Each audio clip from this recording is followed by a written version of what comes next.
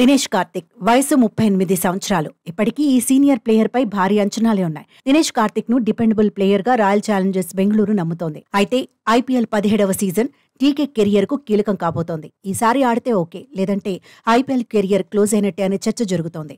ఇప్పటికీ అంతర్జాతీయ మ్యాచ్ల్లో అవకాశాలు దక్కడం లేదు. ఆల్రెడీ కామెంటేటర్ గా బిజీగా ఉన్నాడు. ఐపీఎల్లో మాత్రం ఆడుతున్నాడు. వచ్చే ఏడాది మెగా వేలం జరగనుంది.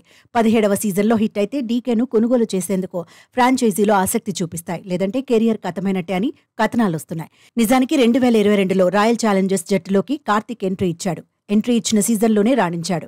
సరికొత్త దినేష్ కార్తిక్ ను పరిచయం చేశాడు. ఆటలో మరో లెవెల్ చూపించాడు. 15వ సీజన్లో వస్తూనే దంచికొట్టాడు. ఆర్సీబీ విజయాల్లో కీలక పాత్ర పోషించాడు. ఫినిషర్గా మంచి పేరు తెచ్చుకున్నాడు. లేట్ వయసులోనూ అద్భుతంగా ఆడుతున్నాడనే ప్రశంసలు అందుకున్నాడు. రన్ రేస్లో అన్స్టాపబుల్ ప్లేయర్ గా గుర్తింపు పొందాడు. మళ్లీ సెలెక్టర్ల దృష్టిలో పడ్డాడు. 2022 టీ20 వరల్డ్ కప్ కు ఎంపికయ్యాడు. కానీ ఆసీస్లో జరిగిన ఈవెంట్లో ఫెయిల్ అయ్యాడు. టీం మేనేజ్మెంట్ నమ్మకాన్ని నిలబెట్టుకోలేకపోయాడు. అయినా ఆర్సీబీ మాత్రం నమ్మింది.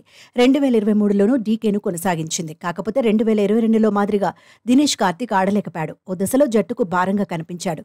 అయినా తుది జట్టులో డీకేను ఆర్సీబీ కొనసాగించింది. బ్యాటర్గా, వికెట్ కీపర్ గాను కార్తిక్ ఫెయిల్ అయ్యాడు.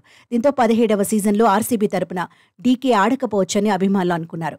రిటైన్ చేసుకోకపోవచ్చని భావించారు. అయితే రాయల్ ఛాలెంజర్స్ బెంగళూరు మాత్రం డీకేను గౌరవించింది. మరోసారి జట్టుతో కొనసాగించింది.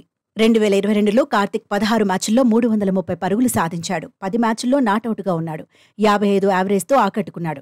2023లో 13 మ్యాచ్ల్లో బరిలో దిగాడు. 140 పరుగులకే పరిమితమయ్యాడు. యావరేజ్ 11.67 మాత్రమే.